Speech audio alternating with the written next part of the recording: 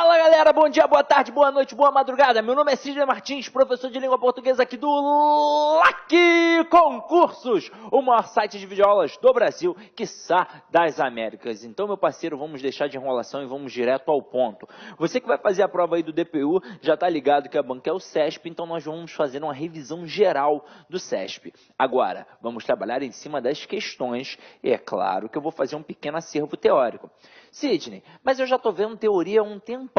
Beleza, não custa nada a gente poder massificar na reta final para você não esquecer no dia da prova.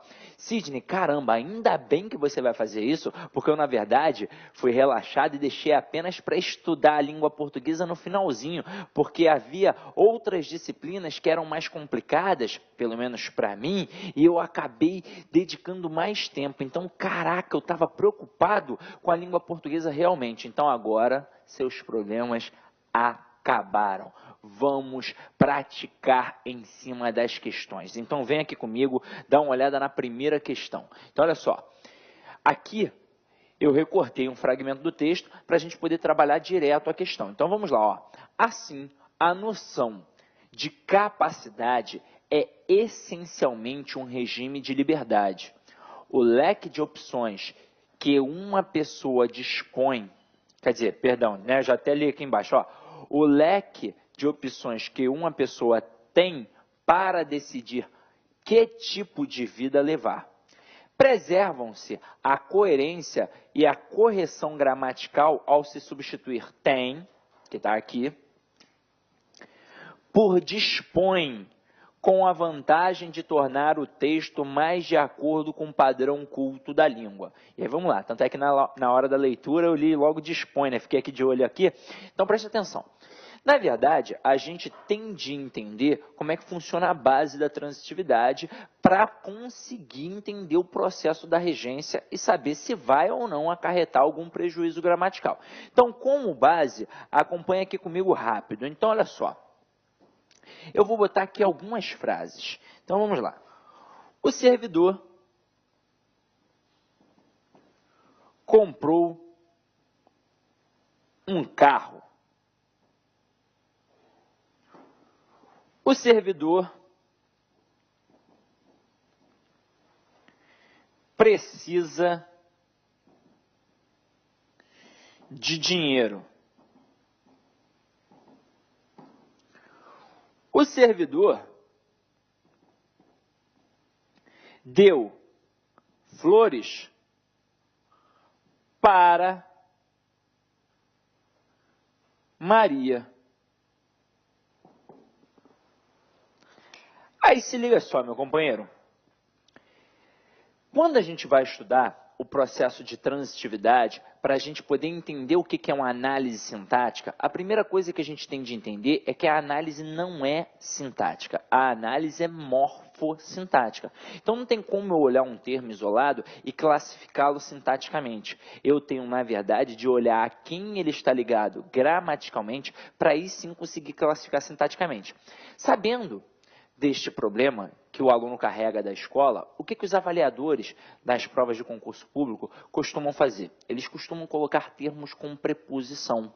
E geralmente quando o camarada coloca um termo com preposição, o aluno tende a achar que é sempre objeto indireto. Ou então ele fica na dúvida se é um objeto indireto ou um complemento nominal. Porque os dois, tanto o objeto indireto quanto o complemento nominal, sempre possuem preposições.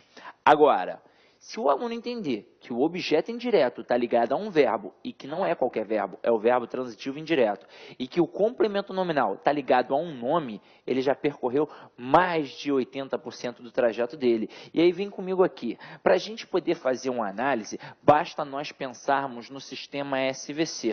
O que é o sistema SVC? É o principal sistema da língua portuguesa. E é tão importante que o aluno entenda o que é o sistema SVC, que assim ele vai conseguir classificar sintaticamente todos os termos da oração, até mesmo porque com isso daqui eu sei quem é sujeito, eu sei quem é predicado, eu sei quem é objeto direto, quem é objeto indireto, quem é adjunta adverbial, quem é predicativo e por aí vai. Com isso daqui eu também resolvo as questões de pontuação. Porque na hora que a gente está pensando no sistema linguístico, a gente sabe que há a ordem direta e a ordem indireta da língua portuguesa. Por que a gente chama de ordem direta? Porque foi o primeiro processo que surgiu. E surgiu através de quem? De nós, falantes comuns. Então, quando você era criança e nem sabia flexionar o verbo corretamente, você falava assim, ó, eu sabo isso. Então, esta ficou sendo a estrutura da ordem direta. Só depois, quando você adquiriu um pouco mais de conhecimento linguístico, é que você começou a fazer as inversões. Então, através disso, a gente sabe que a ordem direta é uma ordem facilitadora da compreensão. E se é ordem direta, não pode haver interrupção. O que isso significa? Significa que eu não posso ter vírgula entre o sujeito e o verbo e também não posso ter vírgula entre o verbo e o complemento exigido por ele. Olha a importância do sistema SVC. E detalhe, você que vai fazer a prova de redação e ainda não sabe muito bem como estruturar o texto, tá aqui, ó, sempre na ordem direta. Sabe por quê? Se você já fez um preparatório e teve um módulo de redação, talvez você já tenha escutado do seu professor que é errado produzir um período longo, assim como é errado produzir uma inversão. Não significa, na verdade, que está errado. Agora, por que o professor falou isso para você? Para você não produzir um período longo e não produzir um período curto, mesmo não estando totalmente errado. Na verdade, o pensamento é em cima da prova do concurso público, porque o camarada que vai corrigir uma redação, por exemplo, ele não corrige 1, 2, 3 redações, ele corrige 1.000, 2.000, 3.000 redações. Então, se você produz um período longo, na verdade, você está fadado a 2 tipos de erros. Na verdade, até a 3. Você está fadado ao erro de concordância, porque a gente sabe na escola que o sujeito concorda com o verbo. Mas a verdade é que o sujeito concorda com o núcleo, né? O verbo concorda com o núcleo do sujeito. Então, geralmente nas provas o camarada coloca uma frase grande demais e se você na hora estiver produzindo colocar uma frase grande demais, o núcleo do teu sujeito pode ficar distante do verbo. E aí você pode cometer um erro de concordância. Outro erro na hora da escrita é que o aluno pensa que a vírgula é pausa de respiração. E não é. Na verdade, a vírgula é um processo sintático. Então, se o sujeito está grande, ele acaba sentindo falta de uma vírgula. E aí coloca a vírgula e vai errar também. E outra coisa, se o meu período está muito grande, eu posso até falar besteira. Posso ser prolixo. Então, é melhor produzir um período curto. Agora, em relação à ordem direta, se eu produzo uma inversão, não está errado, mas na hora pode ser que o camarada não entenda, e se ele não entender, pode ter certeza, ele não vai fazer uma segunda leitura, ele vai assinalar erro de coesão e coerência. Então é por isso que a gente sempre prioriza o sistema SVC na ordem direta, porque assim você facilita a vida do avaliador e ele vai facilitar a tua, porque ele vai perceber, ó, pelo direcionamento, primeiro sujeito, verbo e o complemento. Agora, deixando isso de lado, vamos ver como é que funciona na hora da análise sintática. Independentemente do camarada destacar um termo no início da frase, no meio da frase ou no final da frase, eu sempre vou de cara no verbo. Aí o que eu faço? Eu pergunto a ele quem é o sujeito e automaticamente o resto é o meu complemento.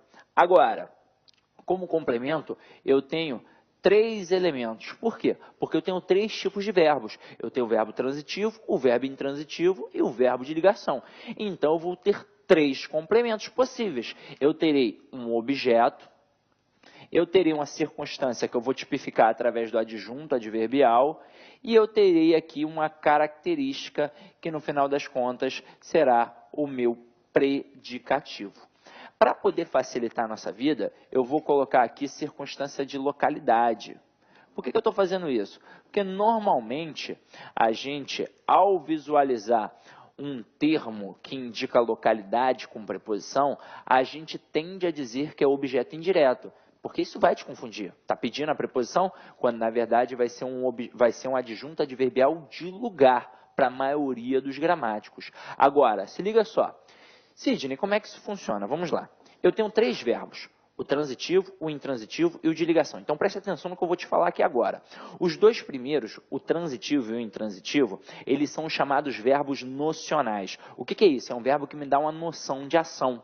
Então, é por isso que eles encabeçam o predicado verbal. É por isso que eles indicam sempre a ação. Agora, o verbo de ligação, a gente já sabe que ele não indica ação. Ele indica estado, atributo, qualidade. Então, ele não vai ser um verbo nocional. Ele vai ser um verbo relacional. Porque ele apenas vai relacionar o sujeito ao seu predicativo. E é por isso que ele encabeça o predicado nominal. Agora, por que eu estou dizendo isso? Porque na época da escola, nós aprendemos que o verbo transitivo possui sentido incompleto, e está certo, e nós aprendemos que o verbo intransitivo sempre possui sentido completo, ou seja, não pede nenhum complemento. Só que isso, em parte, está certo. Não está certo completamente, porque haverá situações em que ele vai exigir um complemento. Só que não vai ser um complemento verbal, não vai ser um objeto, vai ser um complemento circunstancial, vai ser um complemento adverbial, ou seja, ele vai exigir um adjunto adverbial. E quando é que isso vai acontecer? Quando indicar localidade. Tranquilo? Então vem aqui comigo. Primeiro de tudo, imagina, para você poder entender o que é um verbo transitivo. É aquele verbo que possui sentido incompleto. Sentido incompleto em relação a quê? Em relação à ação. Então eu estou aqui, vou bater um papo contigo e eu chego do nada num contexto fechado e falo assim, aí, amigo, olha só, o servidor comprou. Você vai entender a ação? Não, né? Você vai saber o que o camarada comprou? Não sabe. Então, automaticamente, você vai me perguntar o quê? Aí eu vou dizer um carro. Aí você fica satisfeito. Então, isso mostra que o verbo comprar é verbo transitivo e que realmente pede um complemento. Agora, para você não perder tempo, caso seja necessário, ou então, para você não ter dúvida na hora da análise, pode recorrer ao sistema SVC que com certeza vai dar certo. Então, aqui, ó, o servidor comprou um carro. Eu vou de cara no verbo, pergunto a ele quem é o sujeito. E automaticamente, o resto passa a ser o meu complemento. Como é que eu pergunto ao verbo quem é o sujeito? Eu sempre pergunto quem ou o quê. Então, ó, quem comprou? O servidor. Então, o servidor é o sujeito. Então, automaticamente, um carro é o meu complemento. Agora, para eu saber que tipo de complemento eu tenho, e aí é o seguinte, olha a grande sacada. Sidney, eu já teria perguntado para o verbo. Sim, beleza. E poderia ter acertado, mas nem sempre o verbo responde de forma correta. Porque o verbo, ele responde da forma que a gente quer. Não é uma resposta, caraca, não tem um verbo ali falando contigo, ele responde do jeito que eu quero, essa é a verdade. E aí é o seguinte, nem sempre ele vai responder de forma exata, porque no dia a dia a gente não utiliza o verbo, ou a língua num contexto formal. No dia a dia a gente utiliza a língua num contexto informal, então pode ser que ela responda de forma equivocada. Por exemplo, só para citar, o verbo chegar no dia a dia, a gente utiliza com a preposição em. Eu digo que eu cheguei em casa, que eu cheguei no colégio, que eu cheguei no curso, mas o correto é utilizar a preposição a, é chegar à casa, é chegar ao colégio, é chegar ao curso. Então, primeiro eu vou ver qual é o meu complemento, para depois ter a certeza. Então, vem aqui comigo, ó. Um carro não é característica, nem é circunstância, um carro é objeto. Então, eu já sei que aqui eu tenho um tipo de objeto. Agora, que tipo de objeto eu tenho ali? Eu vou perguntar para o verbo. Então, vamos lá. Quem compra, compra alguma coisa. Então, para facilitar a vida de todo mundo, a mão direita é o verbo e a mão esquerda é o complemento, caso exista. Então, ó, quem compra, compra alguma coisa. Então, pedir um complemento sem preposição. Portanto, eu tenho um verbo transitivo direto, que sempre vai pedir um objeto direto. E por que se chama objeto direto? Porque está diretamente ligado ao verbo. Agora, olha a próxima. O servidor precisa de dinheiro. Eu vou de cara no verbo, pergunto a ele quem é o sujeito, quem é que precisa? O servidor, e automaticamente o resto é o meu complemento. Aí diz para mim, dinheiro funciona como característica? Não. Funciona como circunstância? Não. Funciona como objeto. Então, eu já sei que aqui eu tenho um tipo de objeto. Agora, que tipo de objeto? Vou perguntar para o verbo. Quem precisa, precisa de alguma coisa. Então, ó, só para comparar. Quem compra, compra alguma coisa. Pediu complemento sem preposição. E quem precisa, precisa de alguma coisa. Então, além do complemento, apareceu uma preposição ali no meio. Então, eu tenho um verbo transitivo indireto, que sempre vai pedir um objeto indireto. E por que se chama objeto indireto? Porque está indiretamente ligado ao verbo através da preposição. Agora, olha o próximo exemplo. Imagina eu chegando para você e dizendo assim, ó, o servidor deu. Tu ia falar, já estava desconfiado. É óbvio que não, o contexto é fechado, deixa de pensar besteira. Na hora que eu falar para você, o servidor deu, você vai me perguntar o quê? Aí eu vou falar flores. Você vai ficar satisfeito? Não. Você vai me perguntar para quem? Aí eu vou dizer para Maria, aí sim você vai ficar satisfeito. Ou seja, eu percebo diante disso que na hora que eu falei o servidor deu, você me perguntou o que? Eu disse um carro. Quer dizer, não, professor, o servidor deu não, né? Na hora que o servidor comprou, você me perguntou o que? Eu disse um carro. Isso mostra que o verbo transitivo direto, ele só pede um complemento, sem preposição, no caso, o objeto direto. Agora, quando eu disse a você, o servidor precisa, você me perguntou de quê? Eu disse de dinheiro e você ficou satisfeito. Então, isso mostra que o verbo transitivo indireto só pede um complemento com preposição, no caso, o objeto indireto. Agora, quando eu disse a você, o servidor deu, você me perguntou o quê? E eu disse flores. E ainda assim você me perguntou para quem? E eu tive de dizer para Maria. Então isso mostra que o verbo dar aqui nesse contexto, ele é um verbo bitransitivo, ou seja, é um verbo transitivo direto e indireto. Ou seja, exige dois complementos verbais. Porque o CESP trabalha assim. O CESP, ele não vai colocar para você que o camarada está pedindo um objeto direto ou um objeto indireto. Ele vai colocar que está pedindo um complemento direto ou um complemento indireto, um complemento verbal. É assim que ele vai trabalhar. E aí se liga.